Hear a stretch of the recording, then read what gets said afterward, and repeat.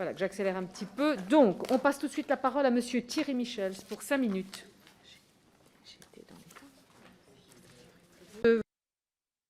Allez-y. Merci Madame la Présidente, Madame la Ministre, Monsieur le Ministre, Madame la rapporteure pour avis, Monsieur le rapporteur spécial, chers collègues. Madame la Ministre, Monsieur le Ministre, Madame la rapporteure pour avis, je vous remercie au nom du groupe La République En Marche pour votre mise en perspective des politiques portées par la mission Solidarité.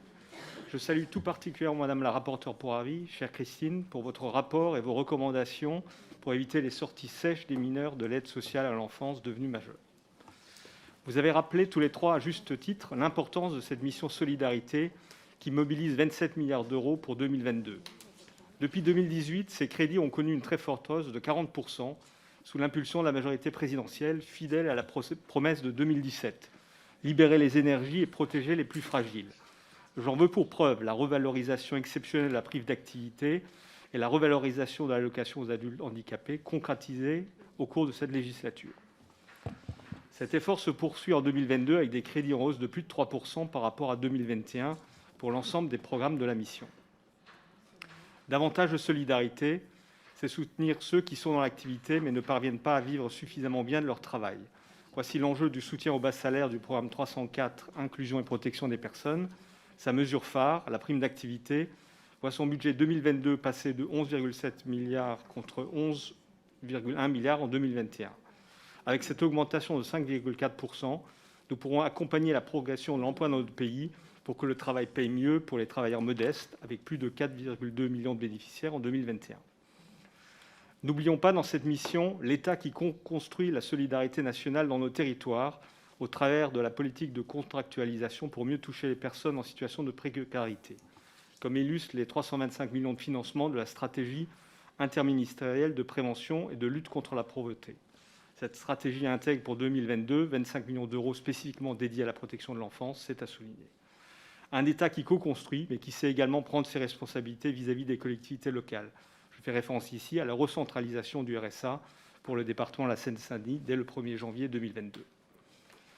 Concernant la politique du handicap, mes chers collègues, je le dis sans la moindre hésitation, la majorité est au rendez-vous de ses engagements de 2017 sur cette priorité du quinquennat.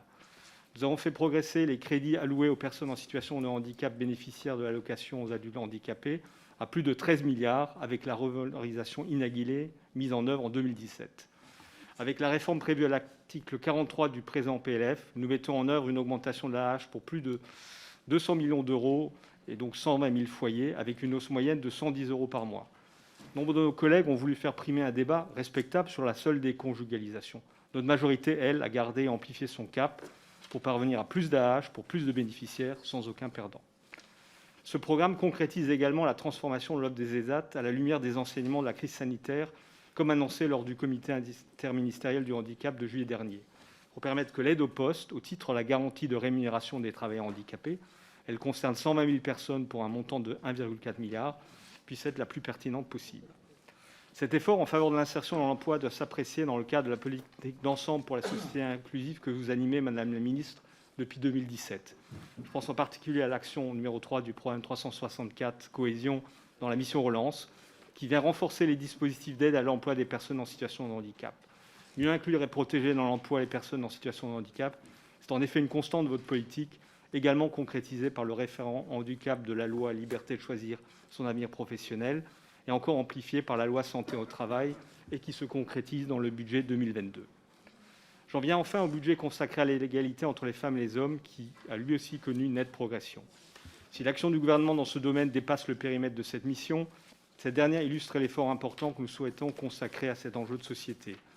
Ce programme voit ainsi ses crédits augmenter de 22% cette année, après une augmentation de 37% l'année précédente. Ainsi, plus de 5 millions d'euros sont prévus dans ce PLF pour la mise en œuvre des mesures du Grenelle contre les violences conjugales. Un dernier mot sur l'importance à venir de l'accompagnement de nos concitoyens les plus fragiles et les plus modestes dans la transition écologique. Je porterai au débat la nécessité de faire la promotion de la carte mobilité inclusion et de développer des solutions de transport à la demande solidaire pour permettre à ces personnes d'accéder aux zones à faible émission de métropole et ne laisser donc personne au bord de la route.